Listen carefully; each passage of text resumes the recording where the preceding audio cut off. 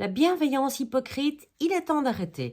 Aujourd'hui, dans notre monde, tout le monde vous dit il faut être bienveillant, il faut être bon avec autrui. C'est le secret du tu vas aller mieux. Eh bien, c'est totalement faux. Pourquoi c'est faux? Parce qu'aujourd'hui, sous le terme de bienveillance, en réalité, se trouve une énorme manipulation. Le terme bienveillance est particulièrement utilisé dans les groupes d'apprentissage de différents courants ésotériques, New Age, etc.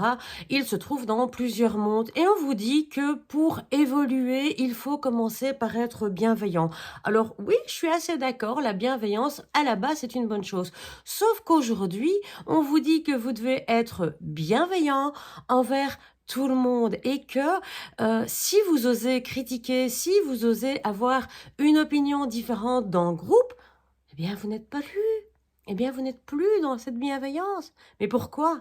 Ça s'appelle de la manipulation. La véritable bienveillance, c'est l'accueil de l'autre dans ce qu'il est de plus profond, dans son caractère entier, dans son être, dans sa globalité. Là, oui, on est bienveillant, on est dans une bienveillance authentique, réelle. On sait aussi s'imposer, on est ferme, on ose dire les choses telles qu'elles sont et on le dit de manière tout à fait correcte. Aujourd'hui, bien souvent, ceux qui font appel à la bienveillance, ce sont tous les gourous, que ce soit dans le monde ésotérique, que ce soit dans le monde de l'énergétique, et là, Dieu sait qu'il y en a, avec plein de nouvelles techniques qui ne sont même plus de l'ordre du syncrétisme, mais carrément du crétinisme. Parce que oui, à un moment donné, le mélange des techniques, l'appropriation culturelle, tout ça, ok, je peux rester cool avec ça, mais il y a un moment donné où ça devient carrément un petit peu...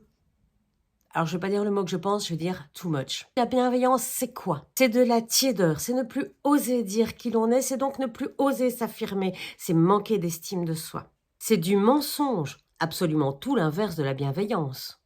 Mais c'est également de l'hypocrisie, car si vous n'entrez pas dans le moule, si vous n'entrez pas dans le jeu de la personne en face de laquelle vous êtes, elle vous dira « mais tu n'es pas dans la bienveillance, je t'envoie tout mon amour ». Est-ce que c'est pas de l'hypocrisie? Est-ce que c'est pas retourner les choses contre vous? Est-ce que ce n'est pas de la manipulation, cela? Est-ce que ce n'est pas vous faire culpabiliser? Ils sont dans le déni de votre personnalité au profit de leur apprentissage, au profit de leur vision à eux.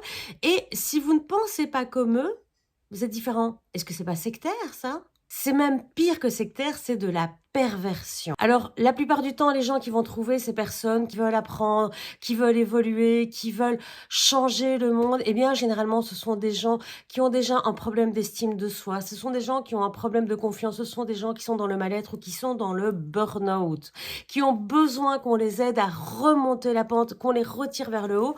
Et ils font malheureusement appel à tous ces gens. Alors, il y a des gens très, très bien. Une fois de plus, ne me faites pas dire ce que j'ai pas dit. Il y a des gens très, très bien dans ces techniques.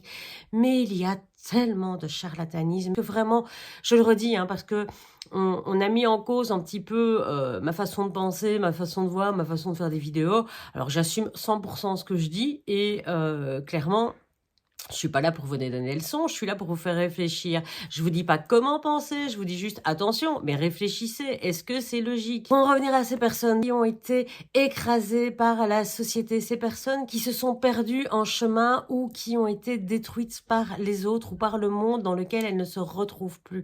Ne croyez pas que ce soit une faiblesse. Bien au contraire, vous n'avez pas voulu être un mouton, vous n'avez pas voulu suivre le moule et pour cela, on vous a détruit. Et aujourd'hui, vous essayez de trouver une solution qui malheureusement dans pas mal de cas, fait exactement la même chose avec vous.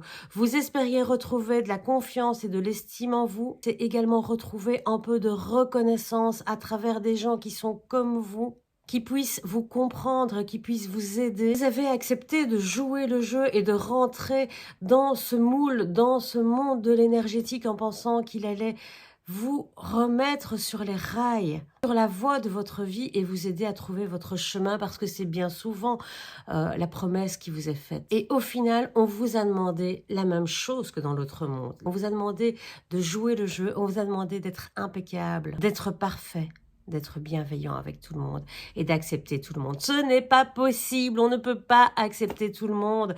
Le monde n'est pas un monde de bisounours et si vous êtes face à des gens comme ça, mais courez et fouillez, vraiment. Une fois de plus, je vous dis, réfléchissez. Réfléchissez au fait que ce que vous pensez, que la manière dont vous réfléchissez, dans la manière dont vous abordez les choses, c'est bien votre pensée. Ce sont bien vos valeurs que vous mettez en avant et pas celles que quelqu'un d'autre vous a inculquées. Bon, sur ce, je vais finir de me préparer parce que j'ai une formation dans une demi-heure et je vous laisse réfléchir à tout ça.